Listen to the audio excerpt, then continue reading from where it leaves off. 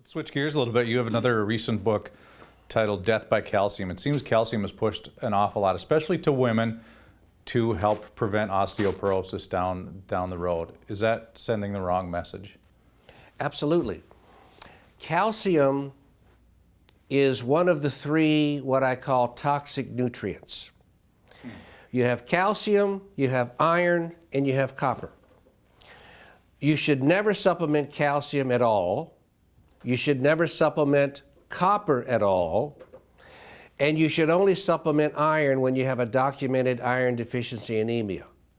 Other than that, you have plenty of all of those in your body to allow it to help the different coenzymes function and do their job. I mean, iron and calcium and copper do play a role in a large amount of enzymatic reactions, but you only need infinitesimal amounts of those for that type of function.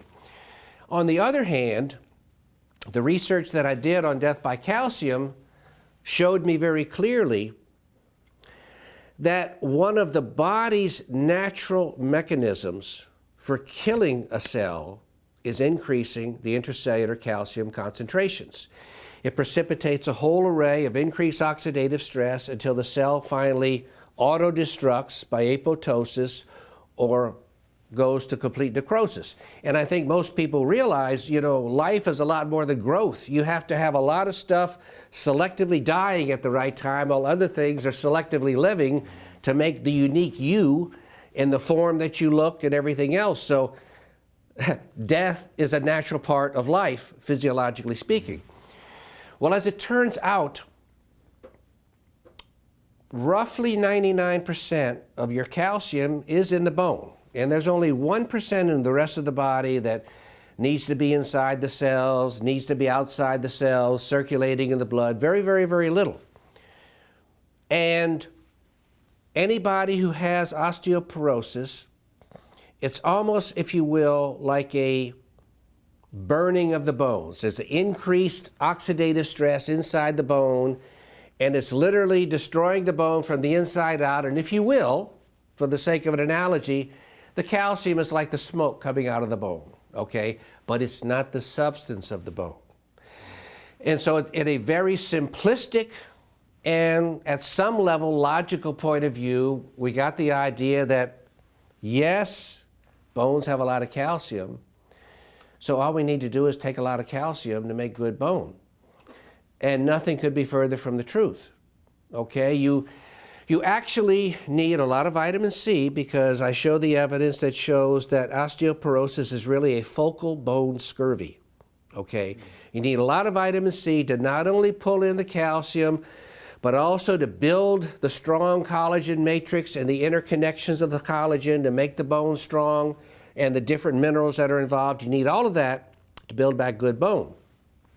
Part of the other problem, though, comes from the fact that docs do these bone density scans, okay? And clearly, if you've not been taking anything and your bone density is low, that means osteopenia or severe osteoporosis. On the other hand, if you take a large amount of calcium, guess what? You do get a slight increase in the bone density scan, but it's not an increased quality of bone. The bone gets brighter on the scan, but it fractures just as easily. I liken it to putting a fresh coat of paint on a rotting fence. It looks pretty, but if you lean against it, it's going to break. So you need to look at things physiologically. And then the really compelling evidence of the book that showed not only are we not helping things by taking calcium, we're also ultimately ending up with a lot of excess calcium inside the cells. And as I just pointed out, this is at the basic core of all diseases. When you look at, for example, the coronary artery calcium score, this is where you look at how much calcium is deposited in the coronary arteries. And they initially did this because, and they were correct, the more calcium you saw accumulating in the coronary artery, the greater your chance of was heart attack. Okay, that was your greater chance.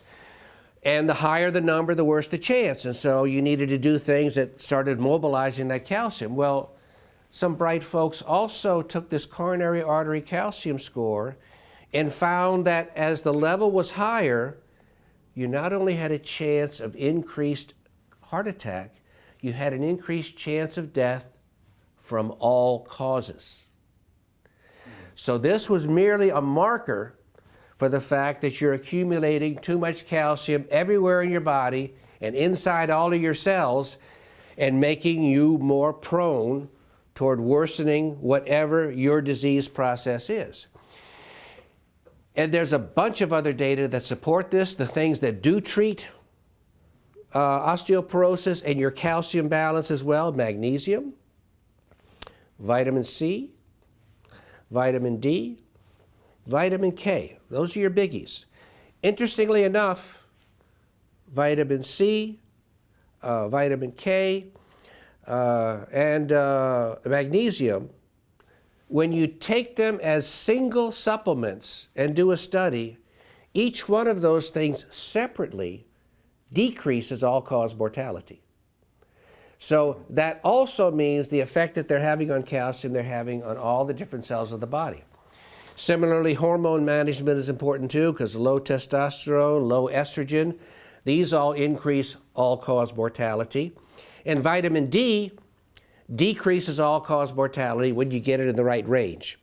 It's important that vitamin D, unlike the other ones, be taken with blood levels and adjusted with blood levels. You need to get the level to like 50 to 80 nanogram per cc. And it's important to do that and not just say that's too much trouble, because too much vitamin D will kill you, too little vitamin D will kill you or increase your chance of death. So there's a lot of bad news out there for people who are just wedded to the idea of taking calcium, and they just can't conceive of not taking calcium and are heavy on milk products. The big study in 2013, looking at some 60,000 women, followed over a 19-year period, found that those that supplemented calcium and took in a lot of milk and dairy had 2.5 times the death rate of those that took in the least. So it's very clear, very straightforward, and very inescapable.